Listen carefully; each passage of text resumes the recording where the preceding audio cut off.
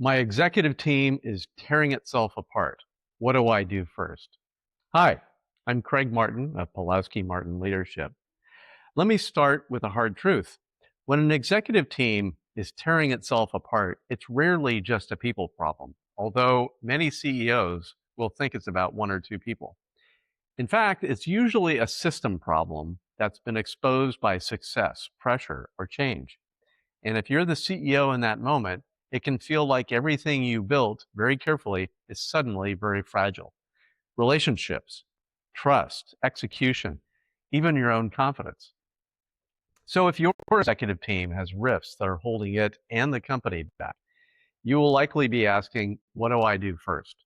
Well, let me walk you through what actually works. And it's based on real experience, not theory. A few years ago, I met a CEO named Zach early one morning at a cafe. He looked exhausted. Zach had just come through a massive growth spurt. Ironically, his company had grown rapidly during COVID. Demand surged and revenue exploded, and the business crossed the $100 million mark, which is awesome. From the outside, it looked like a huge success story, but on the inside, it was coming apart. His executive team was stretched past its limits, not just in capacity, but in the capability and experience to run a business at that scale. As a consequence, morale was low, relationships were frayed, trust had eroded, and Zach's role as CEO had quietly devolved into something he never signed up for. He had become the babysitter and referee of executive conflict, and that was tearing him apart. He was losing sleep, literally, over all these things. He knew something fundamental had to change. So here's the first thing I told Zach. You don't just have a problem with your team, you also have a talent problem and a leadership system problem. Well, what do we mean by that?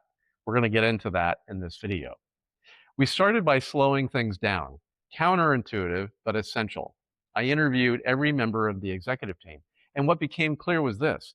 Some leaders were ready to grow into the next level. Some were not, and probably wouldn't be.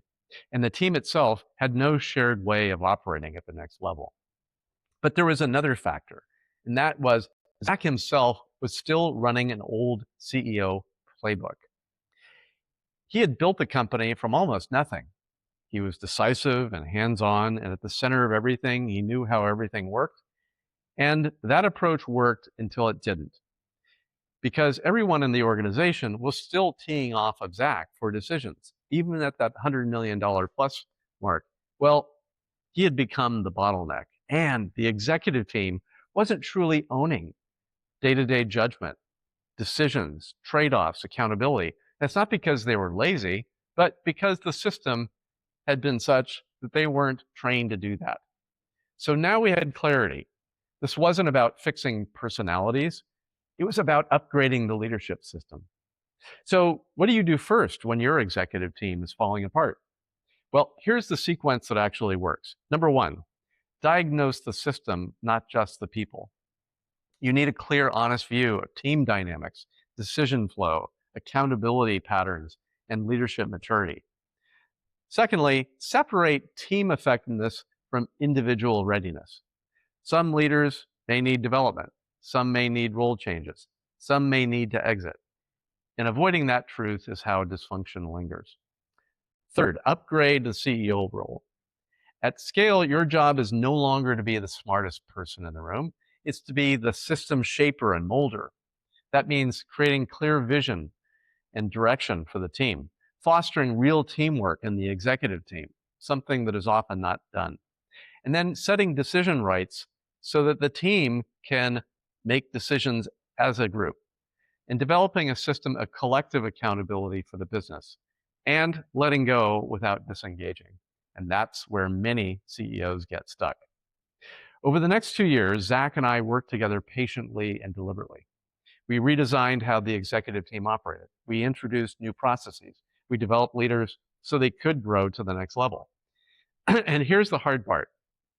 Zach ultimately replaced most of the people on his executive team, not overnight, not recklessly, but intentionally bringing in people with true executive level experience, especially at this next level, comfort with scale and complexity, and fluency in new technology and modern operating models. What emerged was an entirely different team, a team capable of carrying the future, not just surviving the present. And that transformation unlocked real value for Zach, for employees, for suppliers, for customers, and for the next chapter of the company. So here's the takeaway I want to leave you with. When your executive team is not ready for the next level, they're tearing themselves apart, don't rush to fix the symptoms. Pause, zoom out, ask, is this team built for the future we're asking it to create next? Am I leading in a way that enables that future? And what system needs to change, not just who? Because executive teams don't fail quietly, they fail loudly, and they take the organization with them. If you're facing one of these moments, growth, acquisition, pressure from investors, or simply the sense that the old playbook no longer works, then feel free to reach out to us at Pawlawski Martin Leadership to schedule a conversation to discuss our High Achieving Teams Playbook program. We help CEOs and executive teams turn high pressure moments into lasting performance and real enterprise value. Thank you for watching.